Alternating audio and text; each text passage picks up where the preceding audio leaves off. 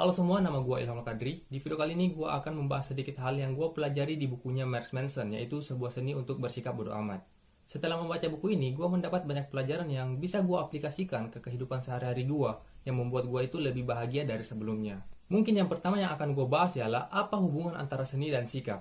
Kalau dari perspektif gue, seni merupakan proses bagaimana cara kita untuk melihat dunia dengan cara yang berbeda, yaitu dimana kita dapat menafsirkan atau memaknai setiap hal yang kita lihat. Sedangkan seni merupakan cara merespons situasi atau hal-hal yang terjadi dalam kehidupan, seperti pandangan ataupun tindakan terhadap sesuatu hal. Konteksnya ini adalah tentang bagaimana kita melihat dan merespons kehidupan dengan sikap yang lebih santai, tidak terlalu memikirkan hal-hal yang tidak penting, dan fokus pada hal-hal yang benar-benar berarti bagi kita.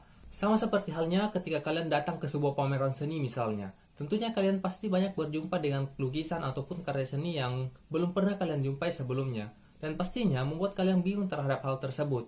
Tetapi ketika kalian bertanya kepada pembuatnya, pasti saja mereka akan mengatakan bahwa karya tersebut terbuat dari perasaan atau sikap yang ada di setiap pembuatnya. Nah, ketika kalian sudah mengerti hal tersebut, pastinya kalian akan lebih paham dan tidak asing lagi dengan seni bersikap bodo amat. Nah, apa itu seni bersikap bodo amat?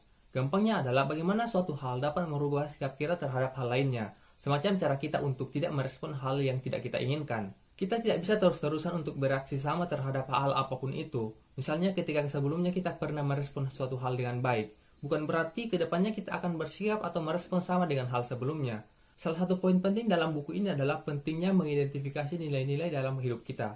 Karena dalam kehidupan yang penuh dengan distraksi dan tuntutan ini, itu seringkali membuat kita kehilangan fokus dan energi pada hal-hal yang sebenarnya tidak begitu penting bagi kita. Misalnya ketika kita terlalu membandingkan diri kita sendiri dengan orang lain, yang dimana pada dasarnya tidak akan merubah apapun yang sebenarnya terjadi. Kalau kata Maya Angelou, kita itu tidak bisa mengejar sukses dan merasa kurang dalam waktu yang bersamaan. Makanya itu lebih baik kita mengenali nilai-nilai yang benar-benar penting bagi kita. Dengan itu kita dapat mengarahkan hidup kita pada hal-hal yang bermakna dan memuaskan bagi diri kita sendiri. Kemudian kita juga tidak bisa mengontrol apa yang terjadi di sekitar kita. Tetapi kita memiliki kendali penuh atas cara kita merespon situasi tersebut. Dengan mengambil tanggung jawab pribadi misalnya, kita juga dapat memilih bagaimana merespon situasi yang sulit dan menjaga keseimbangan emosional kita. Kalau cara yang gue terapin untuk mengendalikan emosi gue adalah dengan tidak merespon hal-hal yang tidak gue sukai. Alasannya karena aku pernah mendengar seseorang berkata, kalau sesuatu hal itu dimulai dengan emosi, itu pada akhirnya akan membuat malu, dan aku pernah merasakan hal tersebut. Karena itu gue rasa emosi merupakan hal yang seharusnya kita bisa tahan dan hilangkan. Kemudian kita juga seringkali memiliki ekspektasi yang tidak realistis terhadap diri sendiri, orang lain, dan situasi yang kita hadapi. Menurut gue hal tersebut sangatlah wajar.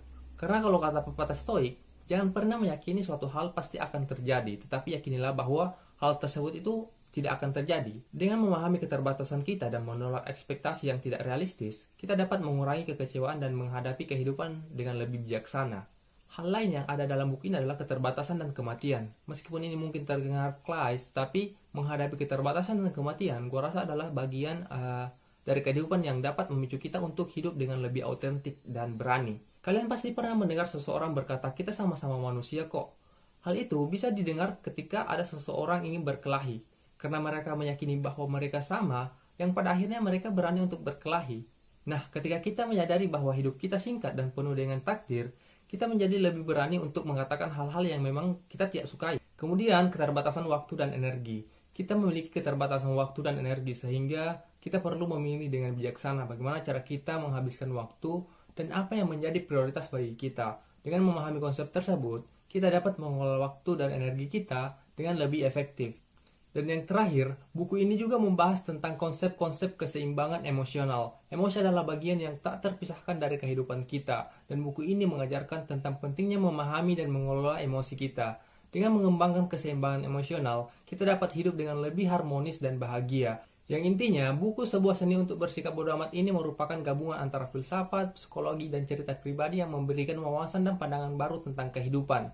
Dengan menerapkan konsep-konsep yang dijelaskan dalam buku ini, kalian mungkin akan mampu menjelajahi hidup dengan penuh bahagia dan penuh makna. Mungkin sekian aja yang bisa saya sampaikan. Sampai jumpa di video berikutnya.